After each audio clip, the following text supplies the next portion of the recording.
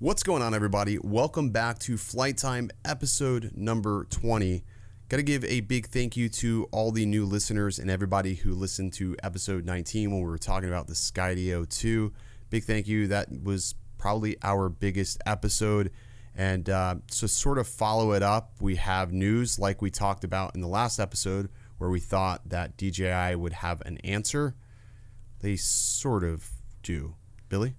Yeah, so again, I'll follow up with that and say thanks again to everybody who checked out our episode on Skydio 2. That has been like by far our, biggest turnout in terms of viewership and downloads. So again, thanks guys. And just like you said, to follow up the Skydio 2, which is a brand new drone, there's another brand new drone coming out by DJI, but I don't think it's necessarily the drone that many people are looking forward to. And I think that just because Skydio has released a badass drone and we've seen exactly what it can do and that there's pretty much nothing like it on the market right now, DJI is coming in with their Mavic Mini, and we now see it has the FCC approval. There's documents now about it, so it's just that much more real, and it's underwhelming to say the least. I would say I'd go as far as saying the Mavic Mini is boring. It's essentially set to replace the Spark. We don't know anything set in stone yet except for what seems to be some early photos and some early leaks of it. We had Russ on the show, I guess, maybe 7 or 8 episodes ago talking about this topic, the Mavic Mini. But the reason that we're bringing it up again is because we see some more information coming out about it, which is pretty much the FCC filing, making it real. And also it's rumored to release October 30th. So maybe that's like just before Skydio can get their first batch out. But here's the thing, like if you're buying a Skydio, you're probably not going to go and buy the Mavic Mini. So what I don't get, and what's sort of comical, is there was a lot of people who doubted the fact that the Mini was real. And I get it. We were looking at it and we were analyzing it and we were trying to figure out if this was actually real. And I guess now because there's an FCC filing, now all of a sudden it's real to a lot of people when we knew darn well that something like this was going to come down. And Skydio was teasing the R2, the 2, way back when. And obviously DJI is not stupid. They're a marketing genius. They knew that, and they sat there and held their cards until it was time to show them. And now we're getting ready for, this. And we have no idea if there's even going to be an event for it. But just going over and looking over some of the specs, they did reduce the weight. It's coming in at That's 200 huge. grams. It's coming in at 200 grams for this. I'm seeing 245. I'm not seeing 200. Okay, so 245. So maybe I'm looking at battery unloaded, but that could potentially make it to where we could fly this, unrestricted. Without having I don't registered? know. Yeah, unregistered. Yeah, is that would that be the right term? Yeah, unregistered. But here's the thing, right? If you've already got a drone, basically any drone worth buying right now, chances are you already have that registration. So it's like, what's the big deal? Right, Ken exactly. and I, this is Ken and I's second take, and in the first take, I posed the question of, do you have to follow the drone laws with this drone because you don't have it registered? It's not technically considered, between the weight class of what a drone is. So can you fly this thing over 400 feet? Can you fly it over people? You guys can use your own common sense in terms of whatever you want to do. I don't actually have the answer on that. I'm not an FAA guru here, but if you can fly it over 400 feet, chances are, because it's so small, you're probably not going to have much fun flying it up that high. The wind is just going to take it. I would agree with you, man. I see that with the Anafi. The Anafi is really light, and that thing can. I mean, I've seen that thing move pretty heavy. With just some gentle winds. So. And look, this is set to replace the Spark. I think that the Spark needed to be replaced just because it's probably the drone that is oldest in their lineup minus the Phantom.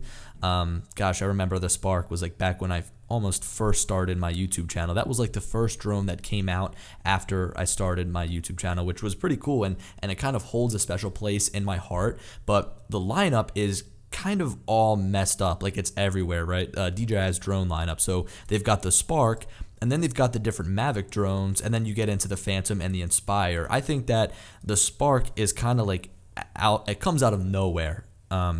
So for them to make it for them to kind of bring it into the Mavic series, it makes sense. You kind of have these 3 different levels of drones. You've got the Mavic, which goes from consumer to prosumer. The Phantom is kind of the in-between between the professional, which is the Inspire, and that prosumer drone line, which is the Mavic 2. I really wish that they would have done something with the Phantom lineup rather than just kind of butcher it. I remember all those videos about the Phantom 5, and I still see them. I still see people talking about the Phantom 5. And you know what's funny? A video I uploaded back in 2016 as I was just getting out of high school, and here I am now in my senior year of college. I made a video called Phantom 5 wish lists, or my Phantom 5 wish list. And here we are, we don't even have a Phantom 5 yet. And we don't know if we'll ever see a Phantom 5, but the reality is I feel like the Mavic Mini is sort of a Frankenstein of a Spark and a Mavic Air. Did they say anything about the transmission signal on this, or is it still going to be? It's got to be Wi-Fi. Yeah. But here's the thing, right? Once we see the Spark get updated with the Mavic Mini, and let's say it shoots 4K video at 30 frames per second, and it's cheaper than the Mavic Air, well then what's the point of going and buying a Mavic Air? So what's the only thing that I'm looking. What's that? What's the point of even having it on the website at that point? They're really pulling an Apple here, if you ask me. I know, and look, it's best that they cannibalize their own sales rather than another company come in and kick them to the curb. But I wonder now, and this is like the only reason I'm excited for the Mavic Mini, is that it will then kind of push all the other drones to be updated. So maybe once we get a Mavic Mini, then we'll see a Mavic Air 2. And then maybe, after they've released these 2 drones over the course of 6-7 months, we'll see a brand new Mavic 2, whether it be like a Mavic 2 version 2, whether it be a brand new Mavic 3. I mean, I could see if the Skydio drone is that good, and if it cuts into Mavic sales that much, and they see people jumping ship from their Mavics to the Skydio because the obstacle avoidance technology is that good, I could see DJI pulling out a Mavic 3 sooner than they probably would have liked to, because the time between them releasing the original Mavic Pro and the Mavic 2 Pro was about 2 years. So for them to release it any sooner than 2 years, they would probably have to be pressured into doing so, and I could see the Skydio doing that. I agree. I honestly think there's some general concern in DJI's camp from what they've saw, and I'm willing to bet that will not be the first or last that we see this year from possibly Skydio, depending on the success of that drone.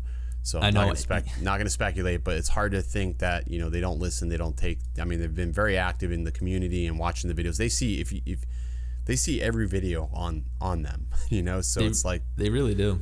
So it's sort of interesting to see. Haven't seen a company take part of that, but with the Mavic Mini itself, like, it's cool that it folds. It looks interesting, sort of, but not really. I mean, I don't know. Personally, for me, from a standpoint of what I do, I'm gonna get one. Don't get me wrong. I'm definitely gonna get one, but I'm not. I probably will sell it shortly after looking at it if I don't feel like I can fit it anywhere. I have 6 drones. You can't fly them all. I just don't know like what this is gonna really offer me. It is somewhat disposable in a sense. It's $399, right? Somewhat disposable. For me, it's like I look at a drone like as equipment, and I'm not gonna. If it doesn't make it home because I wrecked it, well, that was par for the course of what I was trying to do for that day. So as long as it's worth it, as long as you come away with the SD card and it doesn't go down in the water or something, card, then it doesn't matter. But I don't know, man. Well, here's the thing, right? Think about the drone community. Think about the people listening to this podcast, the people that watch our YouTube channel. They already have drones. The people that watch my videos on the Mavic 2 Pro have the Mavic 2 Pro. The people that watch my videos on the Inspire 2 have the Inspire 2. The people that watch your videos on the Autel Evo have the Autel Evo. There's no reason to upgrade because it isn't an upgrade. There's no reason to go out and buy this Mavic Mini. Yes, it replaces the Spark. Yes, it cleans up and trims up their lineup. But with so many people already owning drones, the only people that would be able to upgrade are the people that own a Spark. And from what I've seen, there's been a lot of people that have already upgraded from the Spark because it's just so damn old. It's like 2.5 years old. And but if you do have a Spark, that is the person. Maybe even Mavic Air, depending on what this thing does. Maybe Mavic Air, depending on the quietness of the dude. The Mavic Air is so loud that if it was more quiet, I would call it an upgrade. Yeah, if this is quieter, then I would say the same, but that would be the only reason why. And I'm not even going to sit here and talk about specs for the Mavic Mini because it's kind of like a shot in the dark. There's been talks of, sub 20-minute flight time. There's been talks of 4K camera, 30 FPS. If they do deliver 4K on their lowest end drone, then they're just going to have to bump up the entire lineup. As Skydio 2 came out with their drone and how it was kind of making headlines, I was thinking to myself, if DJI would pump out an update enabling 4K 60 frames per second on their Mavic 2 Pro and Mavic 2 Zoom. Could you imagine that? Could you imagine if with a software update, because I think it's capable, but I think they're limiting those drones, that they released a software update 4K 60 FPS to take away from Skydio's thunder? That would be a pretty epic move on their part. Very right? ballsy. Wouldn't have been? I mean, it'd be epic. I mean, I'm gonna tell you right now. I, for one, would not complain, not one single bit, if they did that. But the problem is, I feel like they're like the Canon sometimes of drones. They got like this cripple hammer, and they just want to cripple the drone for like their next thing. Like, you know what I mean? Like they just want to cripple it out. It sucks. It's like Canon with their cameras not putting 24 frames per second in it. Yeah, like who does that crap? Like I know. Unbelievable. I still am I feel like it's like a conspiracy theory at this point. I still believe that the Mavic 2 could be able to do 4K video at 60 FPS. Who knows what the limitation is? I mean, what processor is in there? I don't even know what the processor is. The Mavic 2. They don't say, do they? They don't say. They never say what the processor is. That's the thing. Like drone specs is so funny. It's like they don't really give us all the information. It's kind of like Apple with their phones. Like they're like, oh yeah, it's exactly. this long of battery life. Exactly. And I think a lot of people are pretty excited about this potential Mavic Mini. There's a lot of people, but I think they're excited for some of the wrong reasons because it's new. And I think that's sometimes the wrong reason, like, to get excited about a drone. I think that the hype would be so much greater if Skydio didn't just drop the hammer that they did with the Skydio 2. I mean, I made a video about the Skydio 2. I talked about how there's so much hunger in the drone community for, like, a brand new drone. And I think that the Skydio 2 kind of quenched that hunger that people have. But in terms of the Mavic Mini, if there was no Skydio 2 and this drone came out, it would be getting a lot more press than it actually is. But Skydio is truly stealing the show, which is just so awesome to see. I mean, we always talk about competition, how we need another manufacturer to come in here and shake things up. And for Skydio to do so, it's almost surreal. Like, I feel like it's not even, like, real. And that's probably one of the reasons why everybody's so amped up about it. I can tell you I'm amped up about it, and I haven't even flown the drone yet. But from the videos I've seen, like early reviews, the obstacle avoidance on it looks legit. I would totally trust the drone if I put it up to follow me, and I don't think it would crash. So I gotta ask this question. I'm sort of wondering if they would add OcuSync to the Mavic Mini, because we have that. We obviously have the smart controller that they were aiming to allow, to control the DJI drones. I wonder if that's going to be an option, or they're just going to say screw it. See, that's what sort of pisses me off with DJI. Is that they constantly create new products that don't talk to their other product. You know what I mean? They make a universal product and it does not talk to the other products. And that drives me nuts because I feel like it's a very one use case scenario. Yeah, at the last CES that I was at, I ran into Rick from Drone Valley, and he said that he had found a way to connect the Wi-Fi of the remote controller, the smart controller, to the Mavic Air. And he said that there was a way to actually control the Mavic Air with the smart controller through the Wi-Fi. And I was like, there's no way. And I don't think that anything ever came of that. Maybe he ran into a roadblock. I don't know. I've not seen a video on it, unless if he was afraid that somebody would try it, lose their drone, and blame him for it. I mean, that's always a possibility. It is. For a lot. We can get blamed for a lot. I know, and I don't know. I always thought that was pretty interesting, but for them to put OcuSync inside of a small drone like this, and they give us a certain amount of range, I don't know. The range and the flight time just wouldn't add up. I feel like they kind of take that into consideration.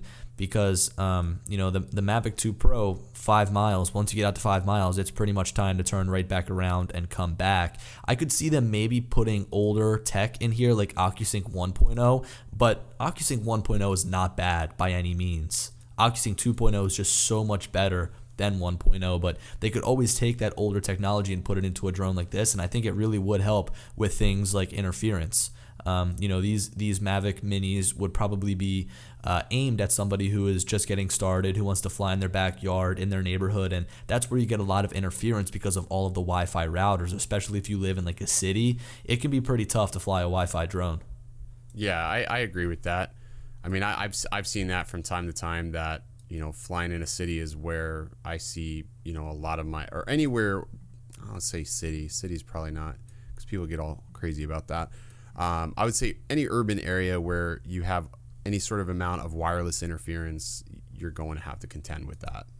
You remember down by the art museum in Philly, I mean, you get a ton of interference down there. Yeah. And what were we at the time? What were we flying? I know, I remember this 100%. I was flying the Evo.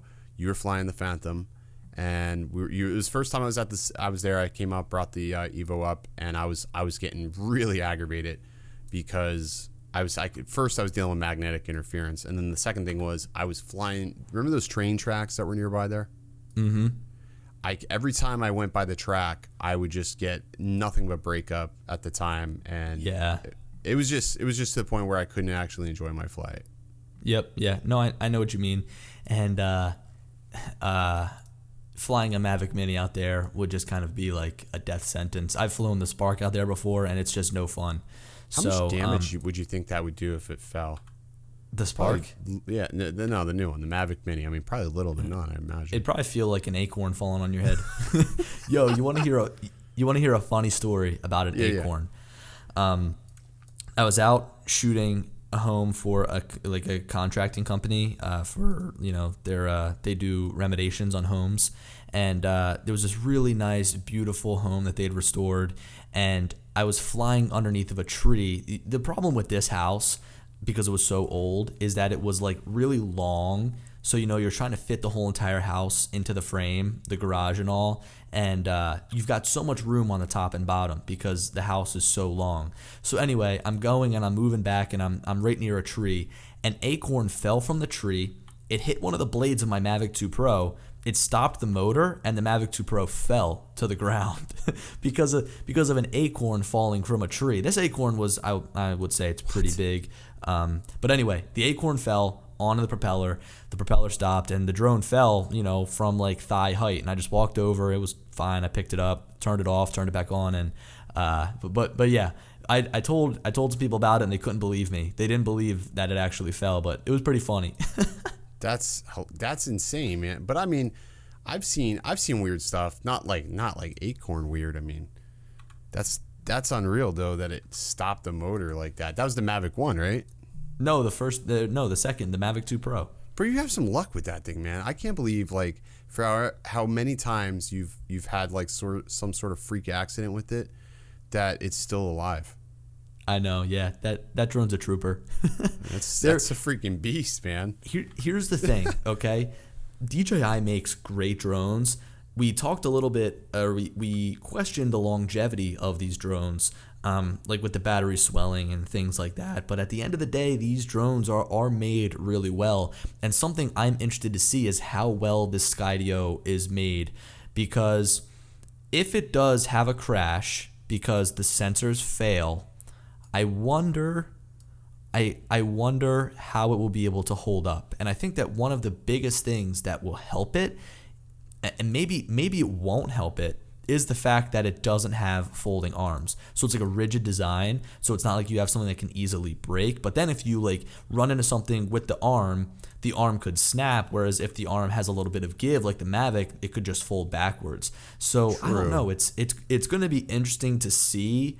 And there's a couple of people out there who are trying it, and they're having really great success with it. But once thousands, tens of thousands, even potentially hundreds of thousands of these drones are put into actual people's hands, it's gonna be cool to see the videos that come out and see if everybody is having success, or if there's a good amount of people out there who are like, yeah, my drone is crashing. Yeah, and I mean, and I'm also interested to see about software's perspective of things, like to see how the software performs over the long term. Like Because maybe that, how often they update it and things like that, how long yeah, it's supported. and just how long, how consistent the software, the algorithms are that avoid these obstacles. I mean, there's going to be a lot of factors that go into play. I'm sure we're going to hear some stories, but something that made me think just now about the Mavic Mini and the durability factors. Looking at some of those early photos, when you really look at it, it doesn't look very solid, if that makes Not sense. Okay, I understand that. It does. It looks it looks so small. I mean, I'm looking at the photos of it right now, put next to like a power brick, and it's no bigger than this power brick. Think about like, what you Crazy. plug into the wall to charge your phone or something like that. I mean, it's almost the same size.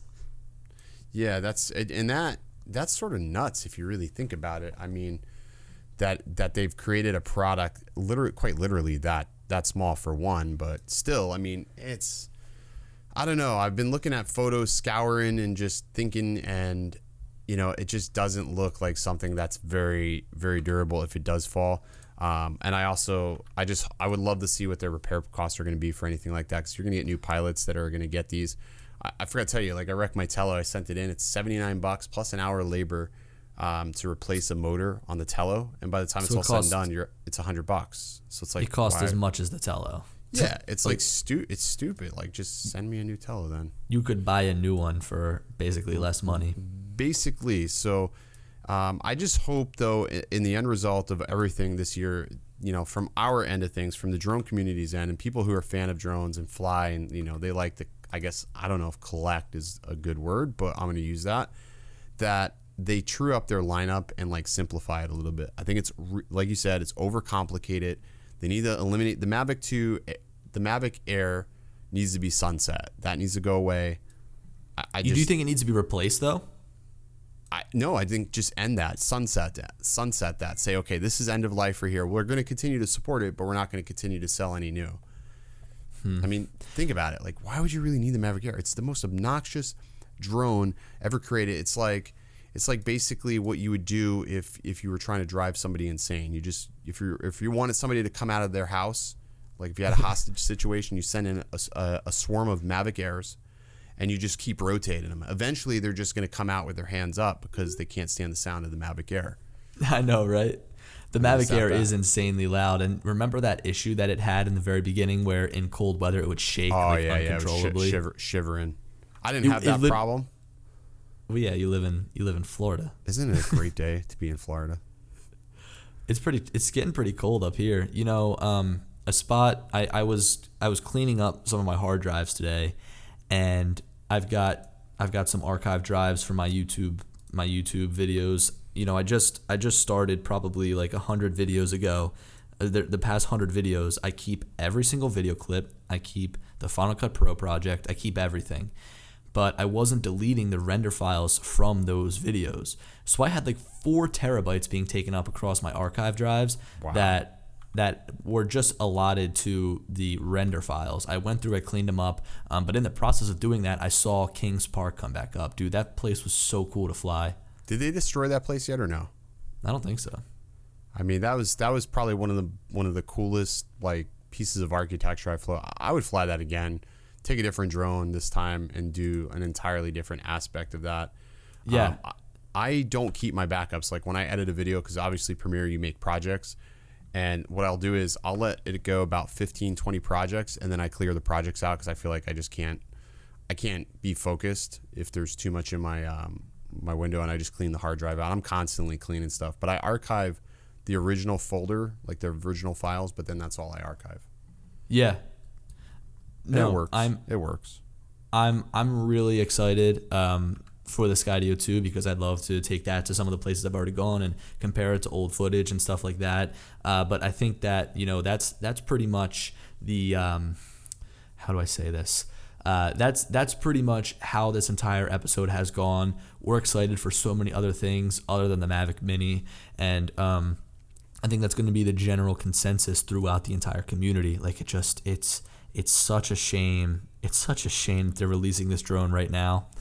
They should have come out with something that would actually like, put Skydio on their toes, and that would have been like, whoa. Yeah, I mean, I guess in a sense, like, and again, this drone is not going to be for everybody, like every drone, right? It's not for everybody, but I mean, for those people that obviously you haven't upgraded, you want to upgrade, great, or you have limited funds and you want to only spend $399, yeah, that is a great drone. But you got to have realistic expectations. You're not going to be able to compare this to anything else on DJI's lineup, because obviously quality is going to be, there's going to be some sacrifices to make it at that price point. And as long as you go into it with those expectations, you probably won't be disappointed. But I'll just say I'm already disappointed with this release, and I'm already looking forward to something else that they would do. And that's just, because my needs are different than somebody else's needs, and that's okay. Yeah, because and let's be real.